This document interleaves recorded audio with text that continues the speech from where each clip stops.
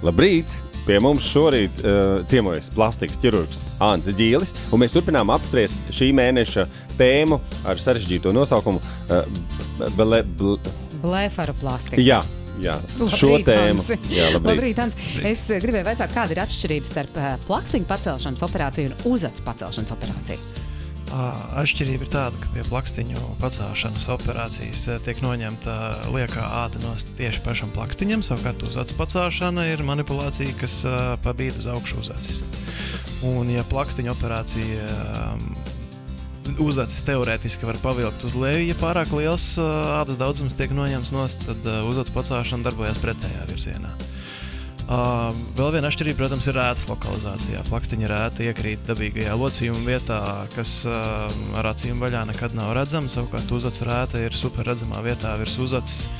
Un tādā gadījumā vai nu viņi ir jāapstrādā ar mikropigmentāciju, vai arī ir operācijas tehnikas, kas ir vēl mazliet sarežģītākas ar griezieniem galvas matainajā daļā un salīdzinoši piņķerīgu ceļu līdz tai uzacī.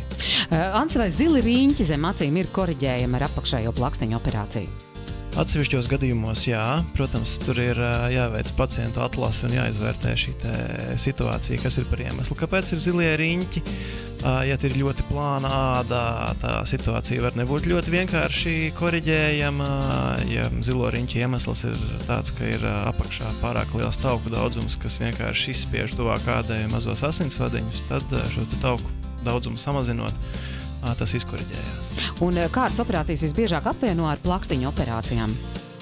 Droši vien tas ir atkarīgs no konkrētās ārstniecības iestādes darba specifikas, ņemot vērā, ka mūsu klīnikā gandrīz pusi no operācijām ir krūšu operācijas un gandrīz ceturdaļa no visām operācijām ir plakstiņu korekcijas, tad tā ir visbiežākā kombinācija. Tās abas apvieno?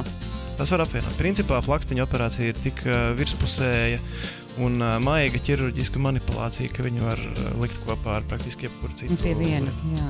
Atrasināt. Paldies, Jānis. Paldies. Paldies.